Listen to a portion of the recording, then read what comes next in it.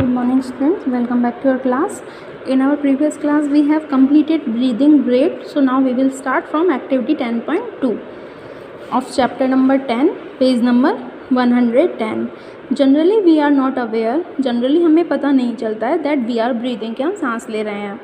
However फिर भी if you try you can count your rate of breathing, लेकिन फिर भी अगर आप चाहो तो आप अपनी breathing rate को count कर सकते हो. Breathe in and out normally, normal breathe in out करो और उसके बाद find out how many times you breathe in and breathe out in a minute. और आप फाइंड आउट करो कि आप एक मिनट में कितनी बार ब्रीद इन और ब्रीद आउट कर रहे हो.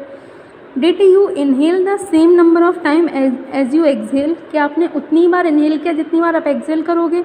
बिल्कुल दोनों नंबर सेम ही आएंगे क्योंकि एक बार आप इनहेल करते हो, एक बार एक्सहेल करते हो. Now count your breathing rate.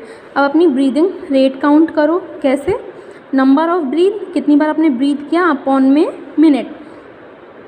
So after brisk walk, एक आप या एक वॉक लो अच्छी सी या फिर रनिंग करो तेज़ से, या तो वॉक करो या फिर रनिंग करो और उसके बाद अपनी ब्रीथ रेट काउंट करो. तो क्या आपकी ब्रीथ रेट होगी वो सेम होगी या अलग अलग सिचुएशन में अलग अलग आती है. तो हमारी ब्रीथ रेट जो होती है वो हर सिचुएशन में अलग अलग आती है और सबकी ब्रीथ रेट अलग अलग होती है. ऑन एन एवरेज, एक एवरेज में an adult human being is at rest breathe in and out 15 to 18 times in a minute.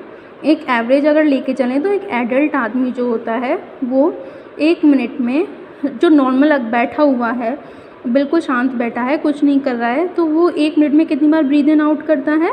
15 to 80 times.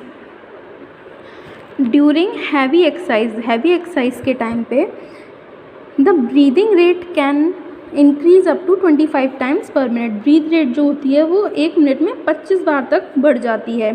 While भी एक्सरसाइज करते time not only we breathe fast, हम fast भी breathe करते हैं और उसके अलावा हम डीप ब्रीथ भी करते हैं जिससे कि हम ज़्यादा से ज़्यादा ऑक्सीजन ले सकें.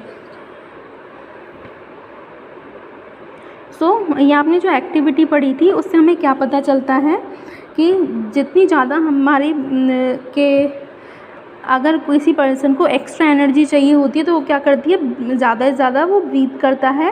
तो ज़्यादा से ज़्यादा ब्रीथ करने पे क्या होता है, more oxygen supply to our cells, ज़्यादा से ज़्यादा ऑक्सीजन हमारी बॉडी में सप्लाई होती है. It speeds up the break down of food, तो ये फूड के ब्रेक डाउन को बढ़ा देती है, उसकी स्पीड बढ़ा देती है. And more energy is release, और ज़्यादा से ज़्यादा एनर्जी रिलीज़ होती है. Does this explain why do we feel hungry after a physical activity. तो इससे आपको पता चला कि हम फिज़िकल एक्टिविटी के बाद में हमें भूख क्यों लगती है. क्यों? क्योंकि हम जैसे कोई फिज़िकल एक्टिविटी की तो ज़्यादा ऑक्सीजन चाहिएगी, आपको ज़्यादा एनर्जी चाहिएगी, तो आप ज़्यादा डीप ब्रीथ करोगे और ज़्यादा से ज़्यादा ब्रीथ करने की कोशिश करोगे. तो उससे क्या होगा, ज़्यादा से ज़्यादा फूड जो होगा वो ब्रेक डाउन होगा और आपको एनर्जी मिलेगी. तो जब फूड अगर कंज्यूम हो जाएगा तो आपकी बॉडी भूख फील करने लगेगी. नेक्स्ट एक्टिविटी में बहुत सारे काम दिखा रखे हैं आपको. इसमें कपड़े धोना, सोना, चलना, दौड़ना या कूदना, पढ़ना या फिर मजदूरी करना, ये सारे आपको अलग अलग काम दिखा रखे हैं एक दिन में होने वाले. कैन यू से इन विच एक्टिविटी, किस एक्टिविटी में the rate of breathing will be the slowest, सबसे ज़्यादा स्लो कौन से टाइम में ब्रीद होगा और सबसे ज़्यादा किस टाइम में होगा. तो आप अपने एक्सपीरियंस के अकॉर्डिंग इस चीज़ को बता सकते हो.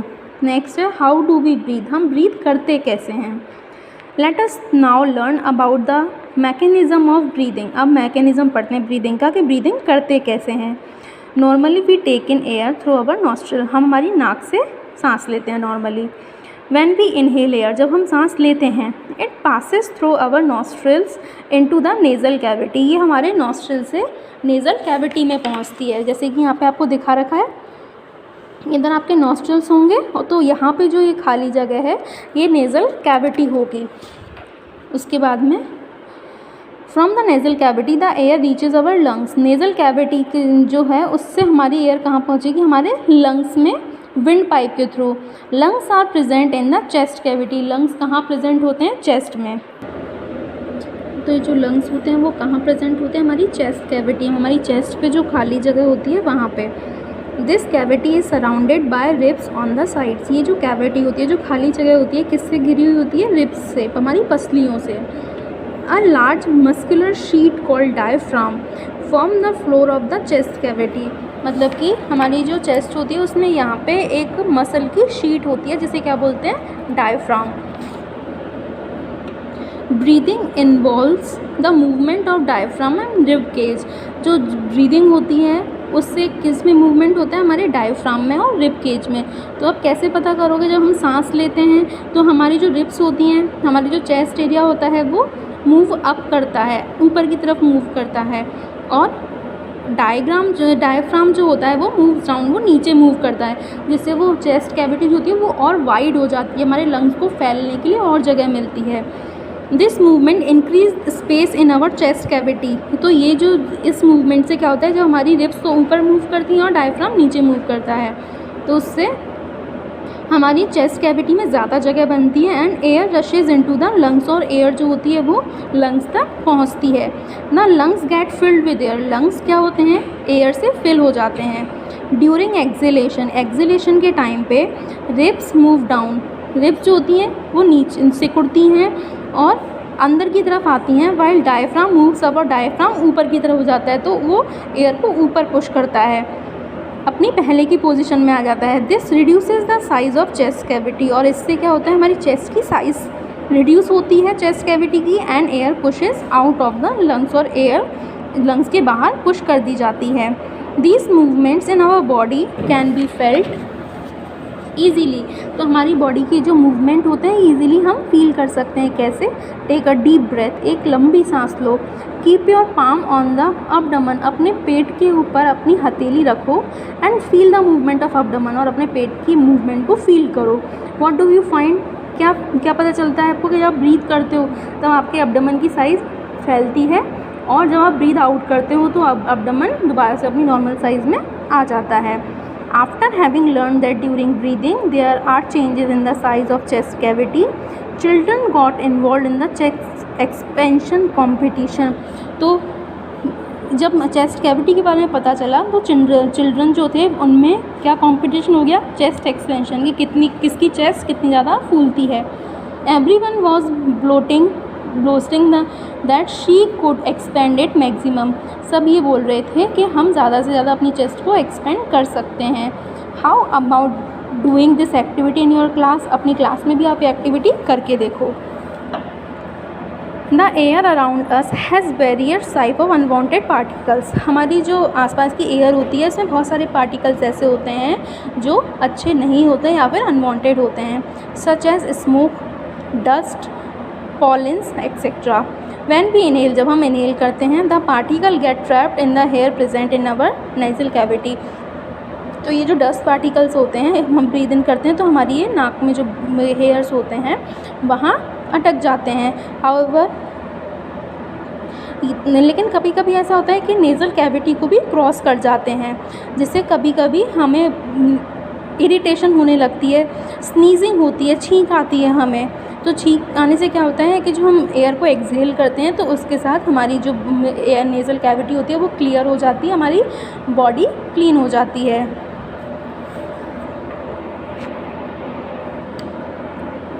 Next activity, take a deep breath, एक लंबी सांस लो।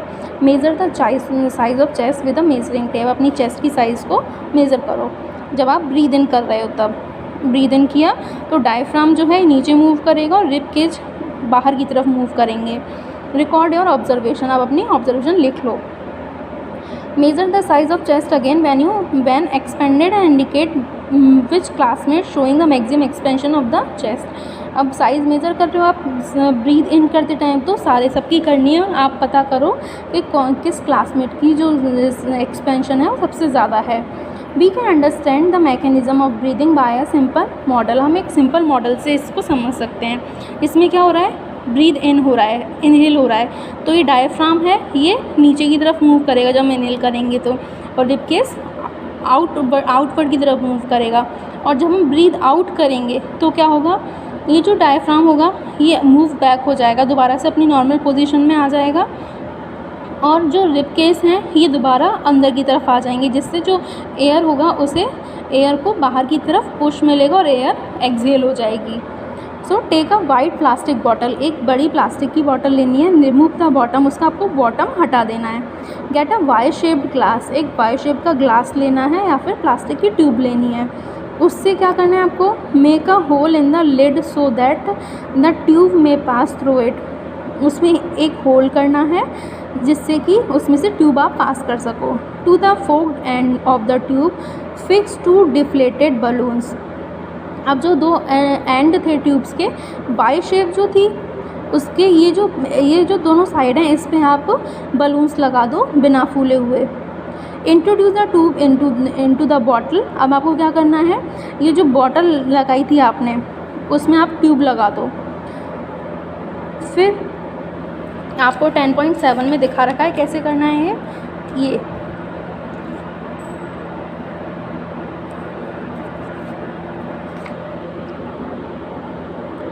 अब क्या करना है आपको, now cap the bottle, bottle का कैप लगा दें और उसमें सील कर दो, उसे अच्छे से बंद कर दो। To the open base of the bottle, जो नीचे बॉटल का बेस खुला हुआ है उस पर आपको एक रबर या प्लास्टिक शीट लगा देनी है, जिस रबर बैंड से, जिससे कि वो टाइट हो जाए। To understand the expansion of the lungs के एक्सपेंशन को समझने के लिए pull the rubber sheet from the base, ये आपको क्या करना है, यहाँ से आपको ये शीट जो है इसे नीचे खींचना है। जब आप इसे नीचे खींचोगे तो ये जो बलून्स होंगे ये फूल जाएंगे। तो वो क्या रिप्रेजेंट कर रहे हैं कि जब हम इसे नीचे खींचेंगे तो ये जो है ये नीचे का हिस्सा डायफ्राम है, ये लंग्स हैं और ये क्या है हमारी विंड पाइप है। तो जब आप इसे नीचे खींचोगे तो क्या होगा, जो बलून्स होंगे ये फूल जाएंगे, जिससे पता चलता है कि जब हमारा डायफ्राम नीचे आता है तो हमारे बलून्स फूल जाते हैं, और जब डायफ्राम इसको आप दोबारा पुश करते हो तो बलून्स दोबारा से डिफ्लेट हो जाते हैं। अब आपको पुश और पुल करके देखना है क्या रिज़ल्ट निकलता है।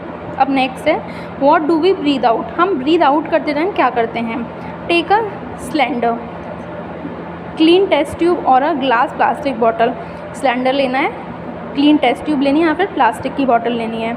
मेक अ होल, ये आपको सेम वही दिखा रखा है, ये ब्रीद इन का, ये ब्रीद आउट का। तो आप ये एक्टिविटी पढ़ के इन दोनों चीज़ों को कर सकते हो खुद से।